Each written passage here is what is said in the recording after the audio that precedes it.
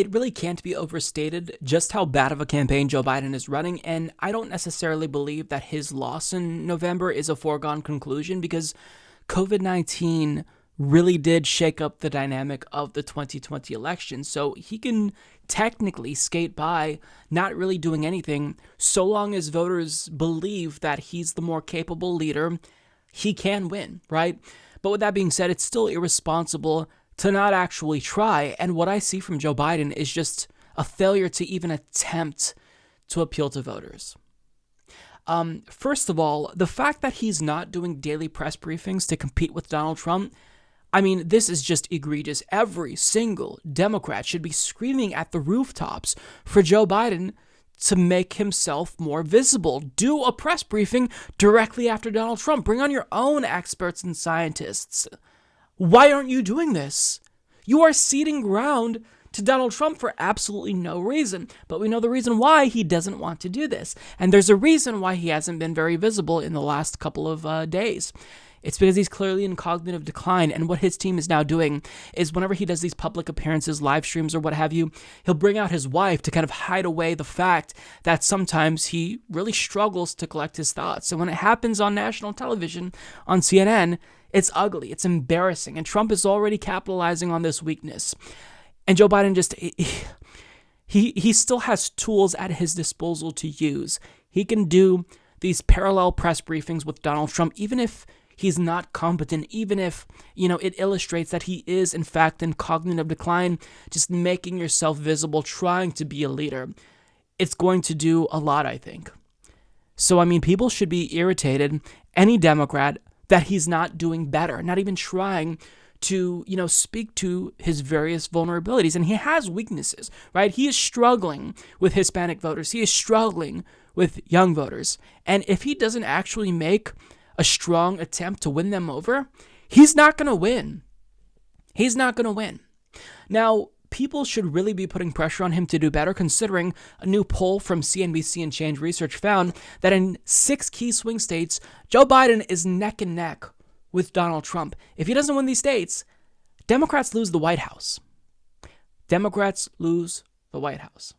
These states include Arizona, Florida, Michigan, North Carolina, Pennsylvania, and Wisconsin. Now, even though Joe Biden still has a 5.9% lead over Donald Trump nationally, these states are absolutely crucial to his victory. Now, I will say that at this point in 2016, Hillary Clinton's lead was about the same. She had a fairly sizable lead over Donald Trump. Now, at this point in time, the primary was still going on in 2016, but the difference is that Joe Biden should be using this extra time to grow his lead, reaching out to Latino voters, reaching out to young voters.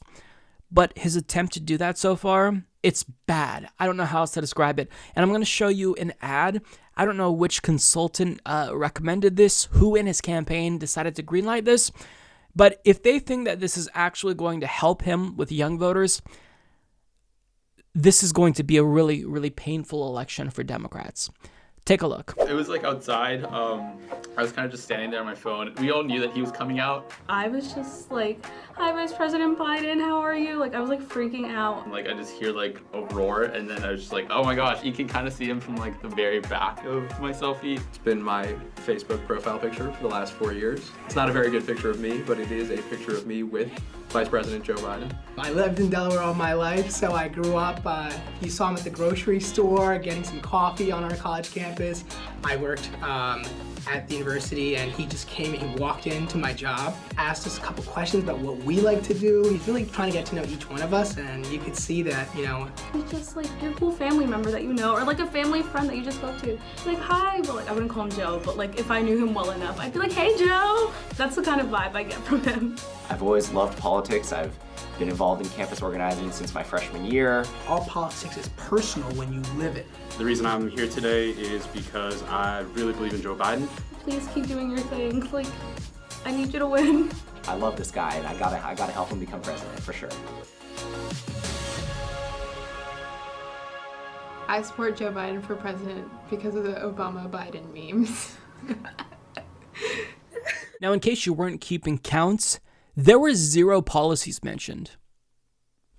That is an attempt to appeal to young people. And in the ad, one of them said, "I support Biden because of the Obama-Biden memes." This is patronizing. It's insulting. Young people don't vote for candidates that they think are hip, like the fellow kids. They vote for candidates who offer them policies that improve their lives. Young people are not stupid. You don't have to be condescending in your outreach to them. What you have to do is give them a policy concession. I'm not even saying you've got to adopt all of Bernie Sanders' platform. Lord knows it'll help, but just take one bold policy, not a half measure, one policy. Legalizing marijuana, and run on that. Scream it at every single rooftop you can find. And you will do better at reaching out to young voters. But what does he do? Has this patronizing ad of young people talking about how personable Joe Biden is. I've got news for you. You're not going to encourage young people to come out and vote for you if you convince them that you're going to take a selfie with them. What are you thinking? This is downright irresponsible. This is your outreach? Look, if he didn't put out this ad, he would have been better off than putting it out. That's how bad of an ad this is. And if you watch any of the ads where he has them in Spanish, nothing but platitudes, togetherness, unity. I mean, if anything should have hit Democrats, if they truly did a postmortem and were introspective after 2016, it's that Hillary's main failure was making this an anti-Trump campaign and only talking about platitudes. She was the least substantive Democratic nominee in, I think, decades. I forgot where that study came from, but it was really shocking to see how little policy she talked about. I think 25% of her ads featured policies, whereas the other 75% were not substantive. They were about Trump's tone.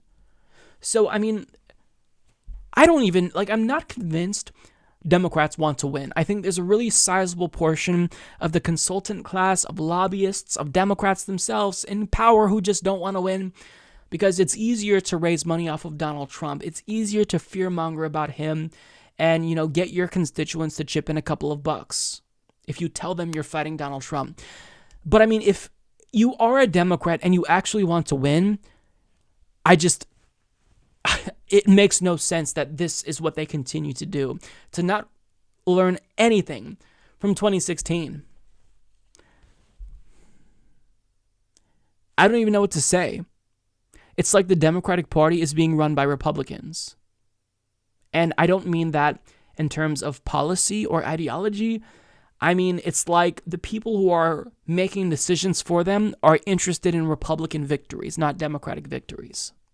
It's just that nonsensical. It's that idiotic. It's that incompetent. So if Joe Biden genuinely wants to win, he has to make an effort. I get hiding him away made him successful during the primary. But I mean, if you don't bring out Obama to campaign for you, if you don't capitalize on this extra time that you have that Hillary Clinton didn't have, what are you doing? Why did you even choose to run for president? We want to defeat Donald Trump. Americans on the left and in the center want to defeat Donald Trump. But we warned Democrats that this would happen. You beat us over the head with this electability myth, and we told you that was wrong, and now look at this. He's running a horrible campaign. Nowhere to be found. And now he's bringing out his wife as if she's running for president. I mean, we see what you're doing. You're trying to hide away his cognitive decline. Maybe you should have allowed voters to debate this because it was a legitimate issue. But when Julian Castro brought it up at a debate, he was lambasted because there are so many sacred cows in the Democratic Party that are just untouchable. All right. So, I want to say you made your bed, lie in it, so have fun with Donald Trump. But it's not Democrats, it's not people like Joe Biden who will suffer from another 4 years of Donald Trump. It's the most vulnerable people. Their incompetence, if we even want to call it incompetence and not willful, contempt for voters and not trying to win, it's going to hurt vulnerable people the most, not them. So they don't really care. Like, consultants who make millions of dollars per year, do you honestly think they actually care about winning this election? They'd probably make less money if they got a job in Joe Biden's White House than they're making now consulting.